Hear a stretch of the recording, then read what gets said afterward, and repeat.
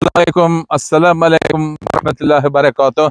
Mana bu qabriston biz nihoyatda o'sha Namangandan yo'lga chiqib yetib kelgan maqsadimiz bo'lgan, Afg'onistonga kelish maqsadimiz bo'lgan mana shu qabriston. Bu qabristonda yotgan Shohi Mashrab Valining qalandirining nimalari. Bu kishi bizni shu yerli xalq hisobida bizni boshlab keldilar.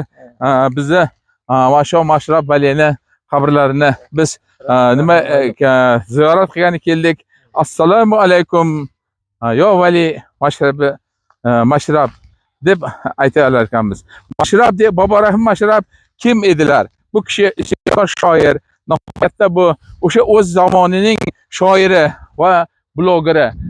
Yurtma yurt yurib o'sha nimalarga ko'p o'z xalqiga zulm o'tkazgan o'sha hokimlarga, zulm o'tkazgan hukmdorlarga qarshi ko'p qattiq gaplarni gapirib, haqiqatlarni gapirib, ularga nasihat qilgan, qo'rqmasdan gapirgan nimalari ham xalqni og'zaki ijodida ma'lum va mashhur. Mana bu o'sha qabriston, o'sha mahaldagi juda katta qabriston. Mana bu vayronalar bilan o'sha hozir xalqning mana shu Shohi Mashrabning biz maqbaralariga kirib borar ekanmiz. Oldingi holati juda xarob edi. Telegramda ko'rgan xabarlarini ko'rganman. Juda mahv holatda edi. Mana bu esa o'sha ilgari bo'lgan ziyoratgohlarning qoldiqlari. Bu qayta ta'mirlandi, nibdi. Mana bu holatga kelibdi. Mana bu holatga keltirilgan albatta xalqqa, shu yerli xalqlarga, bu o'zbek xalqi bu yerda asosan o'zbeklar yashashar ekan. O'zbeklarga yashaydigan millat asosiy o'zbeklar ekan. Bular o'zbeklar dehqonchilik bilan shug'ullanishar ekan. Mana bu qabrlar esa o'sha bizning avlod ajdodlarimiz bo'lmish o'zbeklarning qabrlari ekan. Biz qabristonga kirar ekanmiz. Mulla Bozor oxunning qabrlarini ziyorat qilib, ularga nimalariga, haqlariga duo xayr qildik. Bularni ham bu kishiga assalomu alaykum yo Valiyulloh yoki aytamiz ey ulug' shoir, assalomu alaykum sizga deb aytar ekanmiz.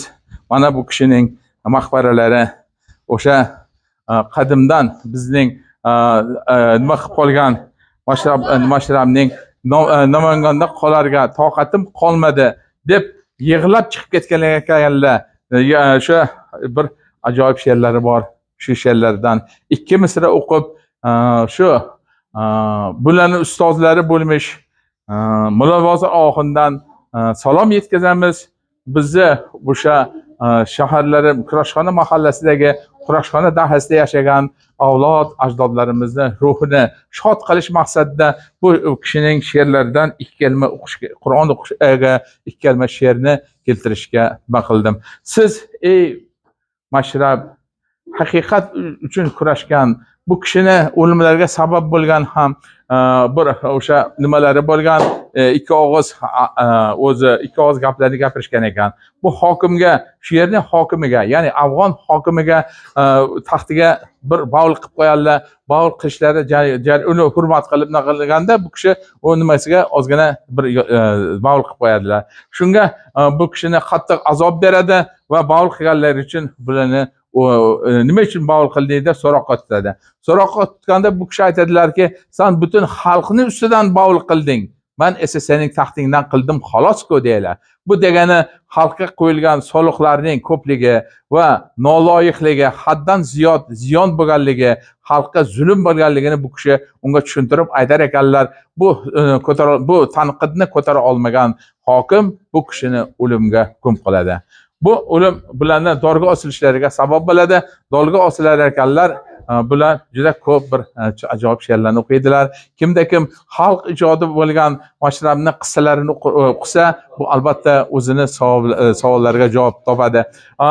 Bu haqida men Mashrab nimalariga o'z nimamni qo'yib, bir qanaqadir bir yordam qilsak, shu afg'on xalqiga, shu mahallasiga, shu maqbarani bir yanada qayta bir oz ta'mirlab, bular o'z qo'llaridan kelgancha shunchaki bir ta'mirlab qo'yishgan.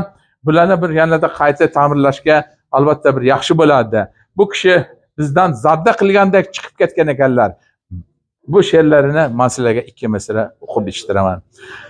Namangandan ketar bo'lsam, mening yo'qlar kishim bormi deb bu kishi ajoyib bir she'rlari bor. Bu she'rlarini albatta agar qiziqarli bo'lsa, o'z fikr va mulohazalaringizni aytsangiz, to'la 9 holatda o'z saytlarimda, o'z videolarimda, o'z nimamda, YouTube kanallarimda yo Instagramlarda, Telegram kanallarimda ham ijro qilib berishga men roziman.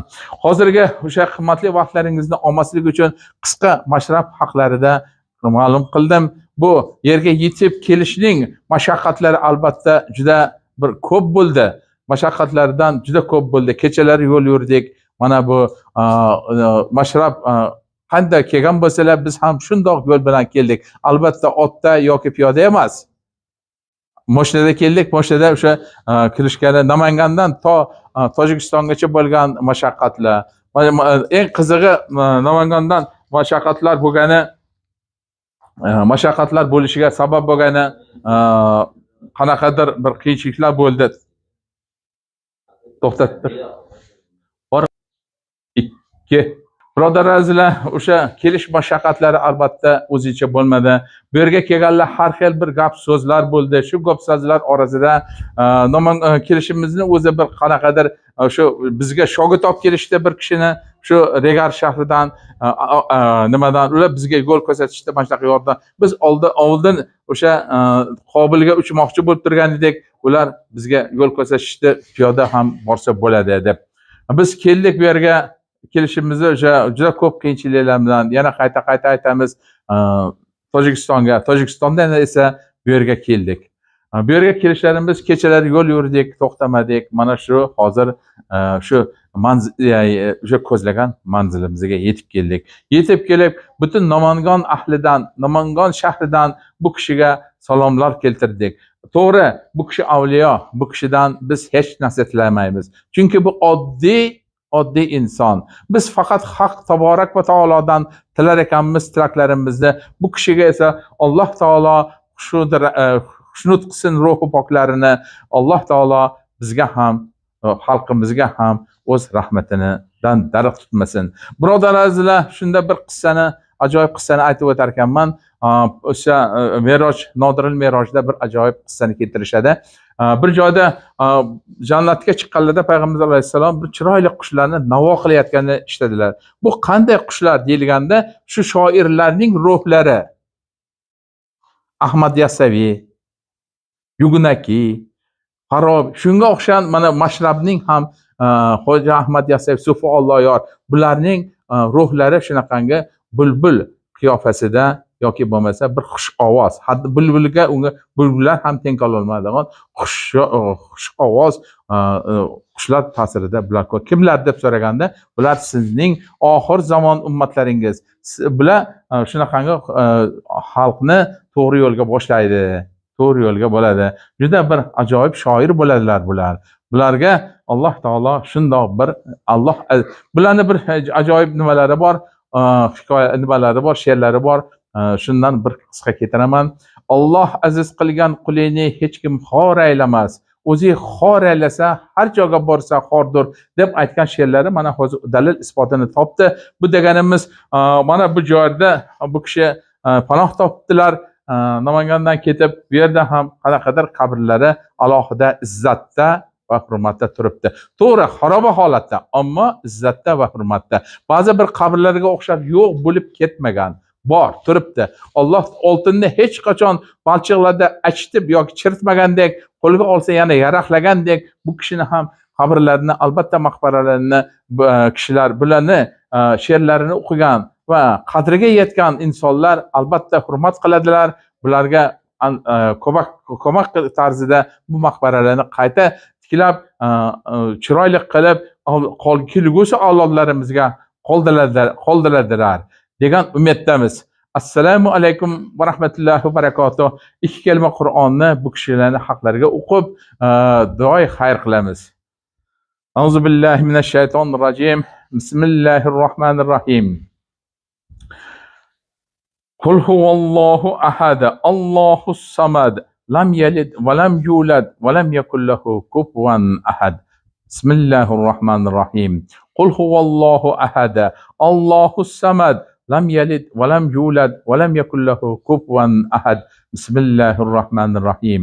قل هو الله أحد الله الصمد لم يلد ولم يولد ولم يكن له كفوا أحد. سبحان ربك رب العزة عما يصفون وسلام على المرسلين والحمد لله رب العالمين. İlohi amin. Deyotgan jumla mo'min musulmonlarni, Alloh yo'lida, haq yo'lida yurganlarni Alloh taolo g'arik rahmat qilsin, shoistai jannat qilsin. Shular qatorida asl bobolarimiz qatorida bu kishi Shohi Mashrabni ham ruh poklarini Alloh taolo shod va xurram qilsin. Pok va Parvardigoro, bu aziz bandang Alloh yo'lida xalq xizmatida bo'ldi. Sen buni xizmatlarini toat ibodat o'rnida qabul qilasan degan niyatdamiz. Bu kishi o'lganlari yo'q. Bu kishining asarlari to qiyomatgacha albatta qoladi bizning qalbimizda. Biz ardoqlaymiz. Poko Parvardigoro, o'zingga hamma narsaga qodirsan, hamma narsaga o'zing biladigansan. Buni tagida, bu hikmatlarning tagida nima yotganligini o'zing bilasan. O'zinggagina ma'lum. Poko Parvardigoro, g'ariki rahmat qilgan shu bobomizni ruhlarini shod va xurram etgin. Salom olib keldik sizga yo Mashrab. Ustozingiz o'sha Mulla Bozoroxondan va o'sha Namangan shahrida yashaydigan xalqlar nomidan ikki kalima Qur'on o'qib sizga baxshida qildim. Alloh taolo g'arik rahmat qilsin. Amin. Ya ilohal alamin. Ya Rabbil alamin.